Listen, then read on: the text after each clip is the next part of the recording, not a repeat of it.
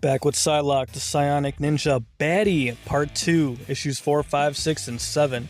This is what she's been up to so far in her comics. By the way, I heard Olivia Munn was filming for Doomsday, but when I checked, it said that she wasn't. So hopefully she's fucking lying and surprises us, shows up in her Marvel Rivals drip. That'll be absolutely bloody mental, mate. It's cover for issue 4. Psylocke is tripping off that hallucinogenic butterfly dust.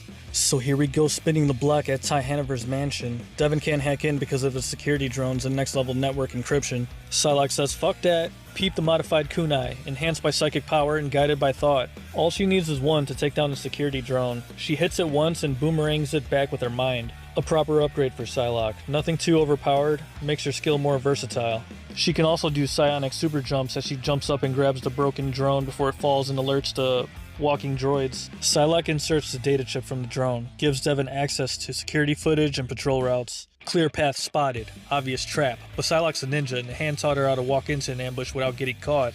Jumps through the mansion window right into a fucking museum, and then her psychic connection to Devin cuts out. Then Devin starts freaking out. Something's interfering with our connection. Even John Greycrow is stressing right now. Psylocke sees the whole museum is filled with mutated and taxidermied animals. She hears a sound and then boom, bitch, animal cyborgs walk on a set. Window breached, intrusion confirmed, and they can pick up faint smells and shit. They get too close to Psylocke and they're all like, the trail ends here, and so do you, bitch. And she uses 2 kunais this time. Fucking whips them around and shit. Look at that panel. Preem. This is like a whole new class of weapons if Devin keeps making it. You got nanotech based, vibranium based, and psionic based. Even the fish are mutated, and then she comes across a reflection of Revanche. What's your ghost ass doing over here? I had nightmares about you looking at you in the mirror. You ain't me anymore, this is my body. The next room she walks into has genetic mutation samples of human body parts, and then she finds a fucking baby. It starts talking, Mama! Yeah, she's really tripping now. Flashback moment of training in Japan by the hand. How to master your senses during vibrational attacks. Master your senses, master your body, master your pain. Psylocke uses the training to fight through the illusions. Ty, come on out, you twisted and demented motherfucker. Ty says, fine bitch, follow the butterflies, I'll be waiting for your ass. And Ty's actually yapping through the butterflies, some kind of illusion. I'm a collector, I'm a scientist, I always want to know more. Bitch, we're already hunted and killed for being what we are. Now it's time to put your ass down like a rabid dog. And then boom, bitch, Betsy comes running up on a scene, 1v1 banging out. Look at that shit, look at that panel. And Psylocke knows she's not real. She's all like, Ty, what the fuck are you doing to me? What am I tripping off of? Look at this panel of psionic kunai spinning around like fucking Yondu's arrow. You love to see it. Mean girl moment from Betsy. She trolls Psylocke. Face it, Quanon. You may have taken my name, but you'll never be me, bitch. That's why Cyclops doesn't trust you and he doesn't want you on a team. Psylocke stabs her ass through the solar plexus. Tell it to the cleaning lady on Monday, cause you'll be dust by then. Turns out you see Betsy evaporating into the butterflies. The butterflies is what caused the illusion in the first place. Morpho Chimera. Their scales producing a hallucinogenic dust that Psylocke has been inhaling ever since she stepped on the scene. So she was tripping balls all this time. She gets hit with trank darts, passes out, hung up and strung up like mutant Jesus Christ. I'm Ty Hanover, the taxonomist, and you're my newest collection. Moving into issue 5. Variant cover of Psylocke looking straight pressure as always. Picking back up with Psylocke being pinned up against a display board while all these butterflies are flapping around, spreading around their trippy dust all over the fucking place. You can't tell what's real anymore. Psylocke can't move or access her psionic powers because there's paralytic poison in the needles. And not just that, the whole damn room is one big ass exhibit dedicated to her. Weapons, shoes, outfits, all that. Finally meets with Taxonomist, and he's just a creepy fucking scumbag. This guy's not even a mutant, he's just a fucked up human born with a rare skin disease since birth. And he wasn't allowed to go outside, so he started his research and kept a record of Psylocke. He's also a nihilist because he starts ripping apart his butterflies, yapping about us living in a world that wants to kill us and there's no fixing it. All he can do is preserve what he can and create records of their existences. He believes that mutants are nature's art and that they deserve to be worshipped instead of hiding all the time, hence this entire mansion museum. Psylocke remembers her training with a hand and her friend Mitsuki that Sensei took away and possibly killed. And she always felt like shit for not being able to protect her. I'm sick of being used, a tool, a weapon. I'm not an object or a piece of art for you to collect. I am Psylocke, the Psionic Ninja X-Men baddie, breaking free from her chains looking like a psionic rising phoenix. Go off, queen. Amazing panel. This is Psylocke's comic. Speed and agility is highlighted. You want to see the essence of a ninja assassin, you sick fuck? Peep the skill. She's zipping and blitzing, taking out all of his animal cyborgs. Taxonomist is in the corner witnessing the whole thing, beating his dick to it. We're dealing with one sick son of a bitch. Just look at these peak panels of her going fucking Nova, destroying everything in the mansion, burning it down like a sinner's juke joint. Start this shit with a bang. Taxonomist tries to get away. Pump the brakes, bitch. You don't feel guilt for what you've done? Then I'll make you feel it. Hit him with the bladed perp. Gives his ass a psionic emotion transfer. Every emotion she's ever felt, Taxonomist is feeling it all at once. Like Brandon Lee the Crow 1994. It fucks Ty's mind and his mood up like he's been through Gojo's infinite void. And Psylocke just walks away and leaves his ass, crying and whining like a little beta bitch. Back at X-Men headquarters, Beast is patching her up while Cyclops is chirping her down. Welcome back, Queen. Now go get some rest before our next mission.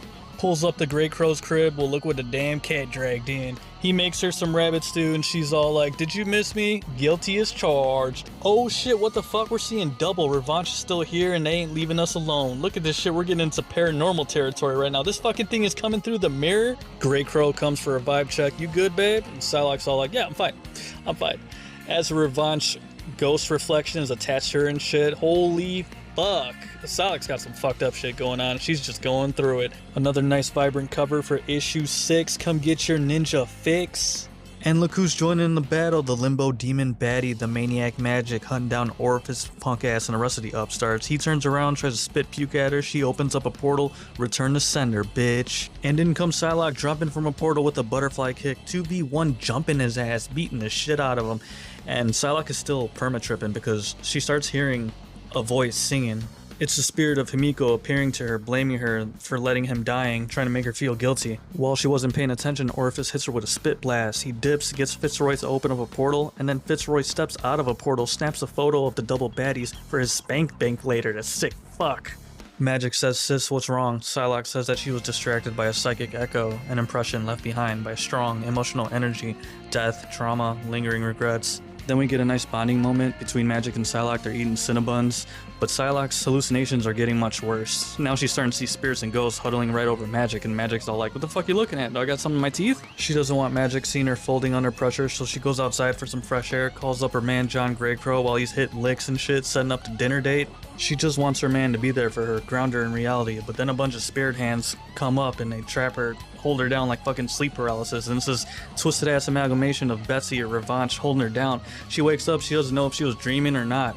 She's all like, fuck this, something's definitely attached to me. And then she goes finds Magic at the factory training room, going hard because demons don't sleep. Yo sis, you're ghost guy, offer still stand? Magic's all like, bitch, I thought you never asked. Opens up a portal on their way to the plug. Nice panel. Portal into New Orleans, Haven House. Oh shit, what the fuck we doing here? This is X-Men territory. There's beef between the squads. So they're not trying to get caught up by Rogue or Gambit, but then they're here visiting Deathstream, perched up in the graveyard. She wants to know if she's really haunted, and Deathstream is all like, fuck yeah, you are. There's so many spirits surrounding you, and definitely another passenger. And she's all like, what kind of other passenger? Deathstream's all like, I don't know, but if you touch my hand, let me in, I can show you. And right before she touches him, in flies in Rogue. Psylocke, get the hell away from my kid, you stalking ass bitch. But it's too late. Psylocke transferred the passengers that was haunting her onto Deathstream, and Deathstream is experiencing the results of it and freaks the fuck out, turns into a fucking Black Mist yokai.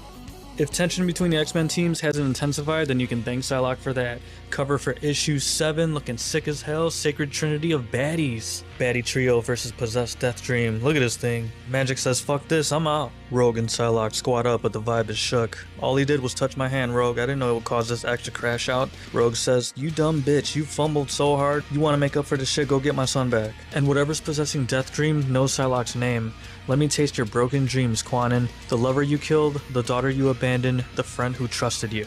And then boom, bitch, Rogue with the sneak attack super punch. Fuck the beef that you got going on with Psylocke. I need you to get the fuck up out of my kid's body, you sick bastard. Surprise, motherfucker, in comes the portaling demon limbo baddie. Get back door, demon, 3v1, banging it out.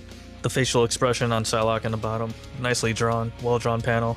Flashback to the hand training. Psylocke and Mitsuki are on the hit. They've been walking for hours. Mitsuki's hands are cold and Psylocke gives her gloves. But they have to keep this a secret from Master Hayashi because he believes that feeling is a sign of weakness. They get to a graveyard, Mitsuki spots a yokai and has a connection and is able to communicate with it. The yokai tells her that this is a children's graveyard. Mitsuki's feeling some type of way because she wouldn't have known if she couldn't talk to yokai. Master Hayashi says that we're special, but what if we'll be forgotten too? Must be so lonely being dead, at least no one can hurt you anymore.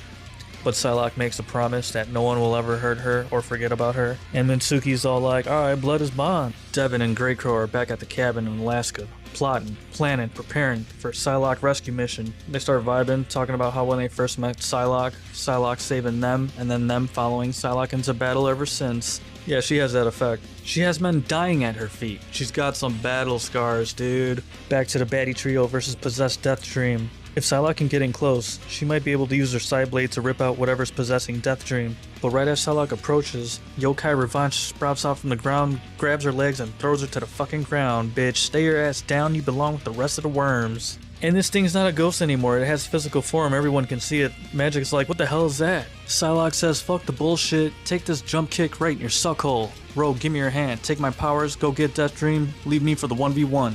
Rogue attacks possessed Death Dream with the side blades, while Quanin fights her yokai in a weakened state. My psychic abilities are a part of me, but I've been a ninja my entire life, bitch. Now take this sword to the heart, you yokai piece of shit! While at the same time, Rogue delivers a disgusting psionic uppercut, knocks the fucking demon out of Death Dream. Amazing panel. But this manifested yokai just won't fucking die, not from being stabbed in the center of the body or stabbed in the head. What happens to a ghost that's not a ghost anymore? And that's when we find out that it's actually a twisted form of Mitsuki. She gets to Grey Crow's cabin, he has a fire going and dinner cooking. But Psylocke can't stay, she's down to fuck. For dessert, that is. But she gotta leave right after that. Grey Crow's like, alright babe, go save the world. So she goes back to Kyoto, Japan, back to the hand training grounds where it all started. Another preem cover for issue 8. Look at that pose, hair flowing.